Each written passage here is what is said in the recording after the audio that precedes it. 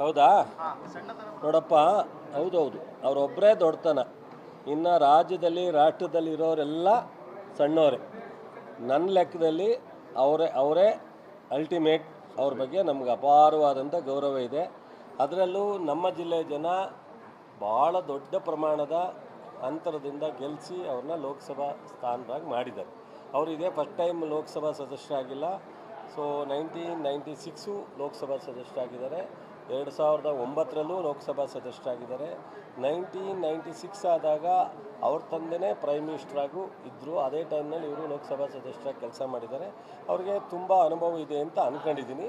ಮತ್ತು ಅದಾದ ಮೇಲೆ ಬಹುಶಃ ಕರ್ನಾಟಕದಲ್ಲಿ 28 ಜನ ಲೋಕಸಭಾ ಸದಸ್ಯರು, ಅನಂತಕುಮಾರ್ ಅಂತವರು ಮಂತ್ರಿಯಾಗಿ ಕೆಲಸ ಮಾಡಿದ್ದಾರೆ, ಜೋಶಿಯವರು ಕೆಲಸ ಮಾಡಿದ್ದಾರೆ, ಇನ್ನಿತರೆ ಅನೇಕರು ಸ್ಟೇಟ್ ಮಂತ್ರಿಗಳಾಗಿ ಕೆಲಸ ಮಾಡಿದ್ದಾರೆ.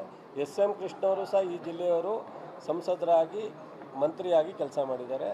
ಮಾದೇಗೌಡರು ಸಹ ಸಂಸದರಾಗಿ ಕೆಲಸ ಮಾಡಿದ್ದಾರೆ. ಅಂಬರೀಷ್ ಅವರು ಸಹ ಮಂತ್ರಿಯಾಗೂ ಸಂಸದರಾಗೂ ಕೆಲಸ ಮಾಡಿದ್ದಾರೆ. ಮೊನ್ನೆ ತಾನೇ 5 ವರ್ಷ ಸುಮಲತಾ ಸಹ ಲೋಕಸಭಾ ಸದಸ್ಯರಾಗಿ ಕೆಲಸ ಮಾಡಿದ್ದಾರೆ.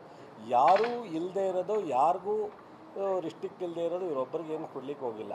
ಇವರು ಏನು ಮುಖ್ಯಮಂತ್ರಿ ಆಗಿದ್ದರು, ಬಹುಶಃ 99ರಲ್ಲಿ 2004ರಲ್ಲಿ ನಾನು MLA ಆದಾಗ ನನ್ನ ಜೊತೆಯಲ್ಲಿ ಭಾಳ ಅನ್ಯೋನ್ಯವಾಗಿದ್ದು ನಿಮಗೂ ಗೊತ್ತು, ಅವ್ರಿಗೂ ಗೊತ್ತು, ನನಗೂ ಗೊತ್ತು. ನಾವಿಬ್ಬರು, ನಾನು ಮಂತ್ರಿಯಾಗಿದ್ದೆ, ಅವ್ರು ಶಾಸಕರಾಗಿದ್ದು, ಇಬ್ಬರು ರಾಜ್ಯದಲ್ಲೆಲ್ಲ ಓಡಾಡಿದ್ದೀವಿ. ಸೊ ರಾಜ್ಯದಲ್ಲೆಲ್ಲ ಓಡಾಡಿದಾಗ ಸರ್ಕಾರ ಅಂದ್ರೇನು, ಡೆಮಾಕ್ರಸಿನಲ್ಲಿ ಯಾವ ರೀತಿ ಸರ್ಕಾರ, ಯಾರ್ಯಾರಿಗೆ ಏನೇನು ವ್ಯಾಪ್ತಿ ಇದೆ ಅನ್ನೋದೇನಿದೆ ಅದೆಲ್ಲವೂ ಅವ್ರಿಗೆ ಚೆನ್ನಾಗಿ ಗೊತ್ತಿದೆ ಅಂತ ತಿಳ್ಕೊಂಡಿದ್ದೀನಿ ನಾನು. ಒಂದು ನಿಮಿಷ, ನೀನು ಹೇಳೋದು ಕೇಳಬೇಕಲ್ಲ, ದಯಮಾಡಿ ತಾಳ್ಮೆ ಇರಬೇಕು. ಸೊ ಇದೆ ಅಂತ. ಮತ್ತು ಅವರ ಮುಖ್ಯಮಂತ್ರಿ 2 ಬಾರಿ ಆಗಿದಾರಲ್ಲ, ಆ 2 ಬಾರಿ ಮುಖ್ಯಮಂತ್ರಿ ಆದಾಗ ಏನು ಆದೇಶ ಇತ್ತು ಅದೇ ಆದೇಶ ಇವತ್ತು, ಬದಲಾವಣೆ ಇಲ್ಲ. ಮತ್ತು BJPಯವರು ಆಡಳಿತ ಮಾಡೋ ಸಂದರ್ಭದಲ್ಲಿ ನಾರಾಯಣ ಸ್ವಾಮಿ ಅಂತೇಳಿ ಲೋಕಸಭಾ ಸದಸ್ಯರು ಚಿತ್ರದುರ್ಗ, ಅವರು ಈ ಥರ ಮಾತಾಡೋಕ್ಕೆ ಹೋದಾಗ BJPಯವರೇ ಒಂದು ಸರ್ಕ್ಯುಲರ್ ಹೊಡಿಸಿದ್ರು. ಅದೇ ಸರ್ಕ್ಯುಲರ್ ಈಗ ರಿಪೀಟ್ ಮಾಡಿದ್ರು. ಈ ಹೊಸದಾಗಿ ಅಡಿಷನಲ್ ಆಗಿ ಯಾರೂ ಆ್ಯಡ್ ಮಾಡಿಲ್ಲ. ಆಮೇಲೆ ದೇಶದ ಪ್ರಧಾನಿ ನರೇಂದ್ರ ಮೋದಿಯವರು, ಅವರು ಎಲ್ಲ ರಾಜ್ಯದಲ್ಲೂ ಹೋಗಿ ಆಡಳಿತ ಮಾಡಲಿಕ್ಕೆ ಆಗಲ್ಲ. ದೇಶವನ್ನು ರಕ್ಷಣೆ ಮಾಡೋದಕ್ಕೆ, ದೇಶದ ಅಭಿವೃದ್ಧಿ, ದೇಶದ ಸಮಗ್ರ ಎಲ್ಲ ವಿಚಾರವನ್ನು ದೇಶದ ಜವಾಬ್ದಾರಿ ಇದೆ. ಹಾಗೆ ರಾಜ್ಯದಲ್ಲಿ ಒಬ್ಬೊಬ್ಬರು ಒಂದೊಂದು ರಾಜ್ಯದ ಡೆಮಾಕ್ರಸಿನಲ್ಲಿ ನಮ್ಮದು ಒಕ್ಕೂಟದ ವ್ಯವಸ್ಥೆ. ಇದು ಸಿಂಗಲ್ ಲೀಡರ್ಶಿಪ್ ವ್ಯವಸ್ಥೆ ಅಲ್ಲ. ಇದು ಅಧ್ಯಕ್ಷರ, ಅಮೆರಿಕದಲ್ಲಿದೆಯಲ್ಲ ಅಧ್ಯಕ್ಷರ, ಆ ಥರದ್ದೆಲ್ಲ ಇಲ್ಲಿ. ಇದು ಒಕ್ಕೂಟದ ವ್ಯವಸ್ಥೆ. ಅವರವ್ರ ರಾಜ್ಯದ ತೀರ್ಮಾನವನ್ನು ಆ ರಾಜ್ಯದ ಮುಖ್ಯಮಂತ್ರಿಗಳೇ, ಅಲ್ಲಿಯ ಶಾಸಕಾಂಗ ಸಭೆನೇ ತೀರ್ಮಾನ ತಗೊಳ್ತೇ ವಿನ, ಸೊ ಪ್ರಧಾನಮಂತ್ರಿಯವರ ಡೈರೆಕ್ಷನ್ ಮೇಲೆ ಈ ರಾಜ್ಯದಲ್ಲಿ ಎಷ್ಟೋ ಆ್ಯಕ್ಟನ್ನು ಪ್ರಧಾನಮಂತ್ರಿಯವರು ಕೇಂದ್ರ ಸರ್ಕಾರ ಕೊಟ್ಟಾಗ ಕೆಲವು ರಾಜ್ಯಗಳು ಅದನ್ನು ಅಕ್ಸೆಪ್ಟ್ ಮಾಡಿದ್ದಾರೆ, ಕೆಲವು ರಾಜ್ಯಗಳು ಅದನ್ನು ಅಕ್ಸೆಪ್ಟ್ ಮಾಡಿಲ್ಲ. ನಿಮ್ಮನ್ನು ಎಲ್ಲ ಗೊತ್ತಿದೆ ಅಂತ ತಿಳ್ಕೊಂಡಿದ್ದೀನಿ.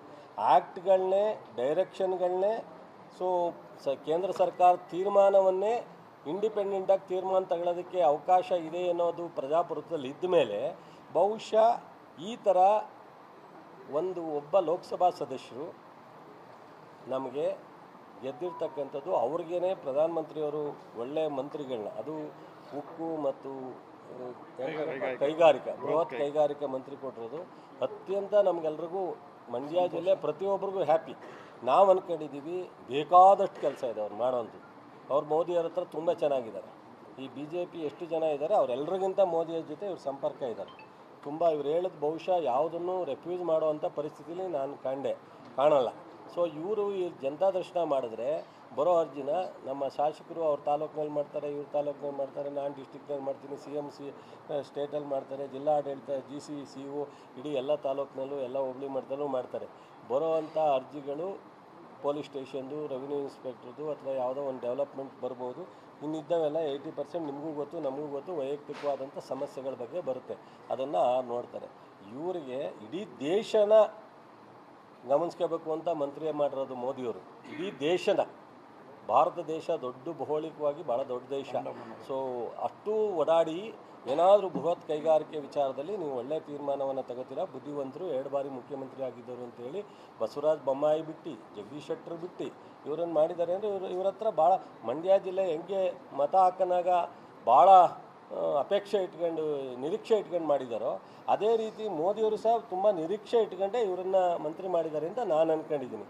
ಯಾರ್ಯಾರ್ದೋ ಮಾತು ಕೇಳ್ಕೊಂಡು ಮಂಡ್ಯ ಜಿಲ್ಲೆಯಲ್ಲಿ ಏನೇನೋ ಮಾಡಿ ಯಾವ ಕ್ಯಾಬಿನೆಟಲ್ಲೂ ಇವರ ಜನಸಂಪರ್ಕ ಸಭೆ ವಿಚಾರ ಶಬ್ದನೂ ಎತ್ತಿಲ್ಲ. ಮೊನ್ನೆ ಕ್ಯಾಬಿನೆಟಲ್ಲೆಲ್ಲ ಚರ್ಚೆ ಮಾಡಿದ್ದಾರೆ ಅಂತ ಹೇಳಿದರೆ ಶಬ್ದನೇ ಎತ್ತಿಲ್ಲ. ಹಿಂದೆ ಇರ್ತಕ್ಕಂಥ ಗೈಡ್ಲೈನ್ಸ್ ಏನಿದೆ, ಸರ್ಕ್ಯುಲರ್ ಏನಿದೆ ಅದನ್ನು ರಿಪೀಟ್ ಮಾಡಿ. ಒಂದು ನಿಮಿಷ ಕೇಳ್ಕೋಬೇಕು ತಾಳ್ಮೆಯಿಂದ, ರಿಪೀಟ್ ಮಾಡಿ. ಒಂದು ನಿಮಿಷ ಅದನ್ನ ಅವ್ರು ಕೇಳಿ, ನಾನು ಪೂರ್ತಿ ಹೇಳಾದ್ಮೇಲೆ ಕೇಳಪ್ಪ ದಯವಿಟ್ಟು. ಸೊ ಕಾನೂನು ಗೊತ್ತಿದೆಯೋ ಗೊತ್ತಿಲ್ವೋ ಅಂತ ಹೇಳೋಟ್ಟು ನಾನು ಅವ್ರಿಗೆ ಹರ್ಟ್ ಮಾಡೋದಕ್ಕೆ ಅಲ್ಲಿ ಅಥವಾ ಅವ್ರಿಗೆ ನೋವು ಮಾಡೋಕ್ಕಲ್ಲಿ ತಯಾರಿಲ್ಲ. ಅವರು 2 ಬಾರಿ ಮುಖ್ಯಮಂತ್ರಿ ಆಗಿದ್ದಾರೆ. ಅವ್ರ ಥರ ನಾನು ಮುಖ್ಯಮಂತ್ರಿ ಆಗಿದ್ದಾಗ MP ವಿಚಾರ ಬಂದರೆ, ಕೇಂದ್ರದ ಮಂತ್ರಿ ವಿಚಾರ ಬಂದರೆ, ಪ್ರಧಾನಮಂತ್ರಿ ವಿಚಾರ ಬಂದರೆ ಅವ್ರು ಯಾರ್ರೀ ಇವ್ರು ಯಾರ್ರೀ ಅವ್ರು ಯಾರ್ರೀ ನಮ್ಗೆ ಹೇಳೋಕ್ಕೆ, ಪ್ರಧಾನಮಂತ್ರಿ ಯಾರ್ರೀ ಹೇಳೋದಕ್ಕೆ ಅಂತ ಅಂದಿರೋವೆಲ್ಲ ನಿಮ್ಮ ಹತ್ರನೇ ಇದ್ದಾವೆ ಮೋಸ್ಟ್ಲಿ. ಸೊ ನಾನು ಆ ಥರ ಇವರನ್ನು ಹೇಳೋಕ್ಕೆ ತಯಾರಿಲ್ಲ. ಇವ್ರ ಬಗ್ಗೆ ನನಗೆ ವೈಯಕ್ತಿಕವಾಗೂ ಗೌರವ ಇದೆ ಮತ್ತು ನಮ್ಮ ಜಿಲ್ಲೆಗೆ ಏನಾದ್ರು ಒಳ್ಳೇದು ಮಾಡ್ತಾರೆ ಅನ್ನೋ ನಂಬಿಕೆ ವಿಶ್ವಾಸನೂ ಇಟ್ಕೊಂಡಿದ್ದೀನಿ. ಅದರಿಂದ ಅವ್ರ ಬಗ್ಗೆ ನಾನು ಆ ಥರದ ಅವ್ರು ಯಾರ್ರೀ ಇವ್ರು ಯಾರ್ರೀ ಸಿಂಗ್ಯುಲರ್ ಆಗಿ ಸೊ ನಾನು ಮಾತಾಡೋಕ್ಕೆ ಕಡಿಯಿಲ್ಲ. ಅವ್ರನ್ನೆಲ್ಲ ಮಾತಾಡಿರ್ತಕ್ಕಂಥದ್ದು ಪ್ರಧಾನಮಂತ್ರಿಯ ಬಗ್ಗೆನೂ ಮಾತಾಡಿದ್ದಾರೆ, ಸೊ MP ಗಳ ಬಗ್ಗೆನೂ ಮಾತಾಡಿದ್ದಾರೆ, ಮಂತ್ರಿಯವ್ರ ಬಗ್ಗೆನೂ ಮಾತಾಡಿದ್ದಾರೆ, ಗೊತ್ತಿದೆ. ಇಲ್ಲಿ ಮುಖ್ಯವಾಗಿ ಮಂಡ್ಯ ಜಿಲ್ಲೆ ನಾವು ನೀರಾವರಿ ಬಗ್ಗೆ ಚರ್ಚೆ ಮಾಡ್ತಿದ್ದೆ. ಒಂದು 5,000 ಕೋಟಿ ನೀರಾವರಿ ಯೋಜನೆಗೆ ವಿಶೇಷ ಅನುದಾನವನ್ನು ಕೊಡಿಸ್ಲಿ. ಸೊ ಡ್ಯಾಮು ಏನಾದ್ರು ಆ ಡ್ಯಾಮ್ ಅಂತಾರಾಷ್ಟ್ರೀಯ ಮಟ್ಟದಲ್ಲಿ ನಾವು ಮಾಡೋ ಅಂಥದ್ದಕ್ಕೆ ಸಹಕಾರ ಕೊಡಲಿ.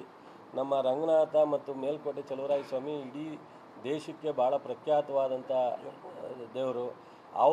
ಇದಕ್ಕೆ ಆರ್ಕಾಲಜಿಕಲಿ ಏನಾದ್ರು ಒಂದು 500 ಕೋಟಿ ಕೊಡಿಸ್ಲಿ. ಈಗ ಕೈಗಾರಿಕೆಗೆ ಯಾವುದಾದ್ರು ಒಂದು ಒಳ್ಳೆ 4-5 ಕೈಗಾರಿಕಾ ಇದನ್ನು ಸ್ಥಾಪನೆ ಮಾಡಲಿ. ಮತ್ತು ಮಂಡ್ಯ ನಾವು ತುಂಬ ಇವತ್ತು ಸ್ಲಮ್ ಇದ್ದಂಗೆ ನೀವೆಲ್ಲ ಹೇಳ್ತಾ ಇದ್ದೀರಾ ಮಂಡ್ಯದಲ್ಲಿ ಅಭಿವೃದ್ಧಿ ಆಗಿಲ್ಲ ಅಂತ. ಅಮೃತ ಯೋಜನೆಯಲ್ಲಿ ಇದು ಅಲ್ಲ, ಕಾನೂನು ಬಾಹಿರನೂ ಅಲ್ಲ, ಏನೂ ಅಲ್ಲ. ಅದನ್ನು ಬಹುಶಃ ಇವರು ಹಿಂದೆ ಕೊಟ್ಟರೋರು ಯಾರು 21ರಲ್ಲಿ BJP ಸರ್ಕಾರನೇ, BJP ಯಡಿಯೂರಪ್ಪನವ್ರು ಮುಖ್ಯಮಂತ್ರಿ ಆಗಿದ್ದಾಗಲೇ ಅದನ್ನು ಕೊಟ್ಟಿರ್ತಕ್ಕಂಥದ್ದು. ಅದರಿಂದ ಬಹುಶಃ DK ಅವ್ರ ಬಗ್ಗೆ ಲಘುವಾಗಿ ಮಾತಾಡಿದ್ದಾರೆ. DK ಅವರು ಸಿದ್ದರಾಮಯ್ಯನವ್ರ ಮೇಲೆ ಪ್ಲ್ಯಾನ್ ಮಾಡಿ ಮುಖ್ಯಮಂತ್ರಿ ಆಗುವಂಥ ಅವಶ್ಯಕತೆ ಏನಿಲ್ಲ. ಸಿದ್ದರಾಮಯ್ಯನವರು ಅವರು ನಗ್ನಗ್ತಾ ಮಾತಾಡ್ಕೊಂಡು ಇಲ್ಲಿವರೆಗೆ ಹೆಂಗೆ ಆಡಳಿತ ಮಾಡಿದ್ದಾರೆ ಮುಂದೆನೂ ಮಾಡ್ತಾರೆ. ಸೊ ನೆನ್ನೆ ಬತ್ತಿತ್ತು, ನಾನು 30 ಜನ ಕರ್ಕೊಂಡು ಹೋಗ್ತೀನಿ, 50 ಜನ ಕರ್ಕೊಂಡು ಹೋಗ್ತೀನಿ, ಇವೆಲ್ಲ ಬಿಟ್ಟು ಬೃಹತ್ ಕೈಗಾರಿಕೆ ಕೊಟ್ಟವ್ರೆ. ಕೆಲಸ ಮಾಡ್ಲಿಕ್ಕೆ ಹೇಳಿ ಅವ್ರಿಗೆ, ನೀವೆಲ್ಲ ನಾವು ಹೇಳೋಕ್ಕಾಗಲ್ಲ.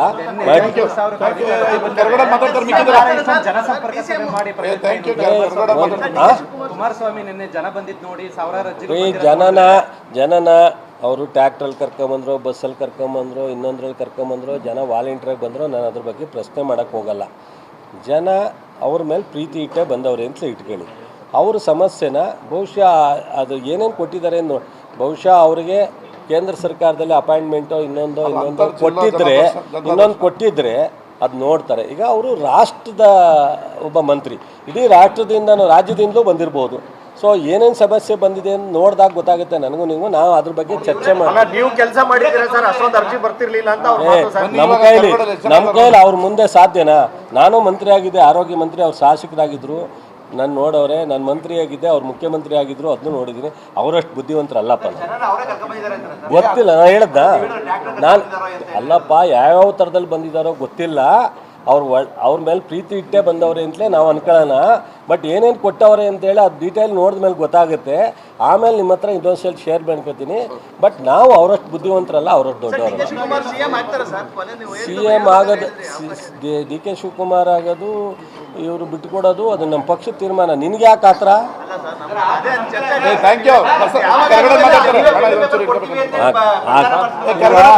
ನಮ್ಮೆಲ್ಲ ಪಕ್ಷ ಕರೆಕ್ಟಾಗಿದೆ, ಸರ್ಕಾರ ಕರೆಕ್ಟಾಗಿ ಹೋಗ್ತಾ ಇದೆ, ಪಕ್ಷದ ತೀರ್ಮಾನ ಕರೆಕ್ಟಾಗಿ ಆಗುತ್ತೆ. ಯಾರು ಮಧ್ಯ ಪ್ರವೇಶ ಮಾಡೋ ಅವಶ್ಯಕತೆ ಇಲ್ಲ. ಜನತಾ ದಳದವರು, BJPಯವರು ಅವ್ರಿಗೇನಿದ್ರ ಅವಶ್ಯಕತೆ ಇಲ್ಲ. ನಾವು ತೀರ್ಮಾನ ತಗೋತೀವಿ. ಏನು ಮಾಡಬೇಕಾದ್ರೂ ಪಕ್ಷ ತೀರ್ಮಾನ ತಗೊಳುತ್ತೆ. ಗುರು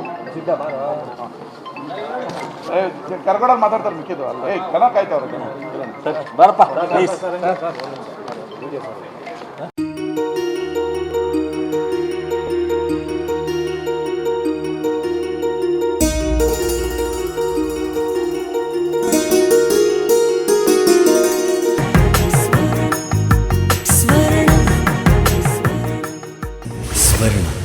ಇದು ಬಾಂಧವ್ಯಗಳ ಬೆಸುಗೆ.